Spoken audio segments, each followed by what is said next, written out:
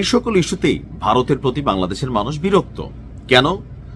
বাংলাদেশের জনগণ ডিসাইড করবে, বাংলাদেশের সরকার নিশ্চিত করবে ভোট কতটা সুষ্ঠু হবে, মানুষ কতটুকু ভোট দিতে পারবে, মানুষ ডিসাইড করবে কাকে ক্ষমতায় নেবে, কাকে ক্ষমতায় নেবে না। একটা ইলেকশনের আগে প্রতিবেশী রাষ্ট্র ভারত তারা যদি এই ধরনের বক্তব্য দেয়, সেটা নির্বাচনকে প্রভাবিত করে। কি বক্তব্য দিল? যে বাংলাদেশে অবাধ এবং সুষ্ঠু নির্বাচন হলে জামাত ইসলাম ক্ষমতায় আসতে পারবে না। তো এই কথাটা কে বলছে? ঢাকায় ভারতের সাবেক হাই কমিশনার এবং বর্তমান রাজ্যসভার সদস্য হর্ষবর্ধন শ্রিংলা টেলিগ্রাফে আপনার এই বক্তব্য দিচ্ছে, টেলিগ্রাফ ইন্ডিয়াতে। তার বক্তব্য হলো কি, বাংলাদেশে অবাধ এবং সুষ্ঠু নির্বাচন হলে জামাত ইসলামী ক্ষমতায় আসতে পারবে না। কেন? মানুষকে ভোট দিবে না, দিতেও তো পারে। মানে আপনারা কিভাবে শিওর হয়েছেন? আপনাদের এই ধরনের বক্তব্য বিএনপির জন্য ক্ষতিকর হচ্ছে। এটা বিএনপির জন্য কিন্তু আসলে ক্ষতিকর হচ্ছে। ভারতের রাজনীতি বোঝারা কঠিন।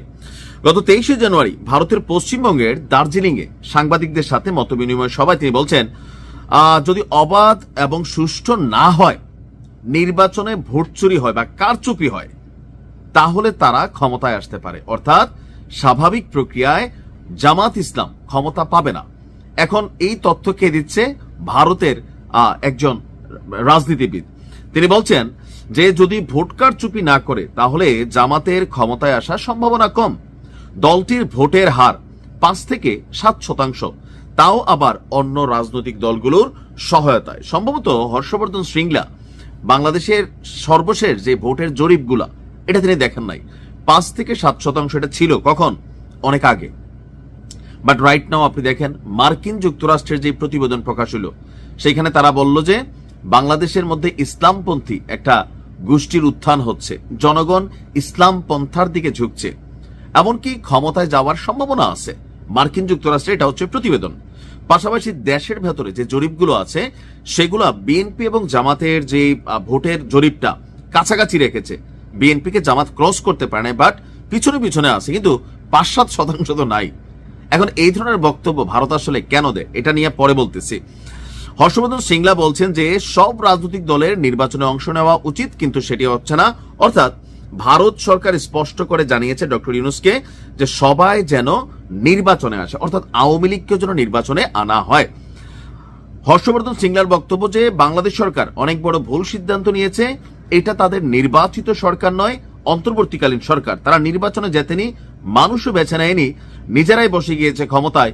ওই সরকার যে সিদ্ধান্ত নিচ্ছে বাংলাদেশের জন্য খারাপ, খেলার জন্য খারাপ। ওই যে বাংলাদেশ একটু ভাব নিতে গেছিল, আইসিসি আমাদেরকে বাস দিয়ে দিছে, ওইটাতে দুঃখ নাই, কারণ ক্রিকেট খেলে আমাদের কোনো কিছু অর্জন হয় না, খামাখা খেলা এটা বন্ধ করে দেওয়াই ভালো।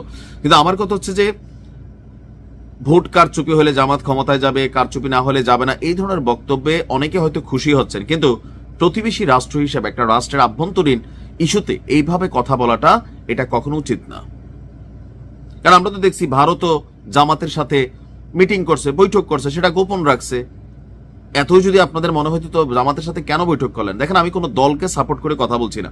আমার কথা হচ্ছে ভারত বাংলাদেশের ইস্যুতে এইভাবে নাক গলানোটা কখনোই পছন্দ না।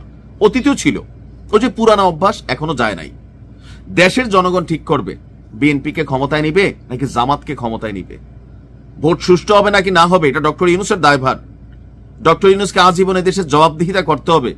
উইরা এসে জুইরা বসছে ঠিক আছে, কিন্তু নির্বাচনে কোন রকম পক্ষপাতিত্ব করলে ডক্টর ইউনূসের জন্য কিন্তু দুর্দিন আসবে। এটা বাংলাদেশ, যে পরিমাণ হুঁশিয়ারি চারদিক থেকে আছে। আমাদের দেশের বিষয়ে আমরা সিদ্ধান্ত নেব, ভারত সিদ্ধান্ত নেবার কে? এগুলা ভারতের অতিরঞ্জিত কাজ কারবার, যার কারণে বাংলাদেশের মানুষ ভারতের অনেক ইস্যুতে ভারতকে অপছন্দ করে। তবে রাষ্ট্র হিসেবে ভারতকে আমরা অপছন্দ করি না। এই রাজনীতিবিদ যারা আছেন তাদের কারণে দুই দেশের সম্পর্ক খারাপ হয়। ভালো থাকুন। আসসালামু আলাইকুম।